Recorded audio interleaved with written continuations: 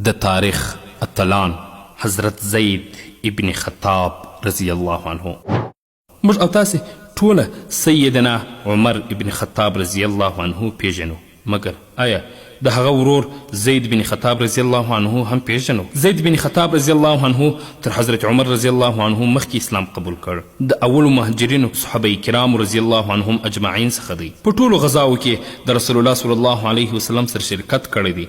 د احد په غزا کې حضرت عمر رضی الله عنه وغوښتل چې خپله زغره به خپل رور زید رضی الله عنه ته ورکړي، مګر هغه انکار وکړ او ورته وویل زه هم داسې د شهادت اراده لرم لکه ته چې یې لرې، او داسې شهادت غواړم لکه ته چې یې غواړې. حضرت زید رضی الله عنه د هغو قهرمانو او جنګیالیو صحابه کرامو رضی الله عنهم اجمعین د جملې څخه و چې د یمامه په غزا کې د اسلامي لښکر بیرغ د ده په لاس کې و، او په دغه ورځ کې یې وویل په رب جل جلاله قسم چې تر هغه وخته به خبرې ونه کړم تر څو چې الله عز وجل و کفارو ته شکست نه وي ورکړی، او یا زه شهید سوی نه یم چې د خپل رب جل جلاله په وړاندې خپل دلیل او حجت ولرم. حضرت زید رضی الله عنه د یمامه د غزا په ورځ وکولی سول چې د مسیلمة کذاب د لښکر یو لوی قمندان ووژني.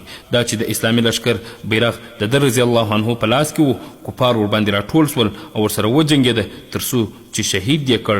کله چې د شهادت خبر و کشر ورور عمر ابن خطاب رضی الله عنه ته ورسید، هغه وویل الله عز وجل دې زما پر ورور خپل رحمتونه وکړي، تر ما وړاندې سو د سعادت په دواړو کارونو کې هم یې اسلام زما تر مخه راوړ او هم یې شهادت زما څخه مخکې په نصیب سو. حضرت عمر رضی الله عنه ډیر محبت ورسره درلودی او په بیلتاني کې ډیر غمجن سو، آن تر دې چې حضرت عمر رضی الله عنه به ویل هر وخت چې د سهار شمال راوالوځي د زید بوی پکښې محسوسوم.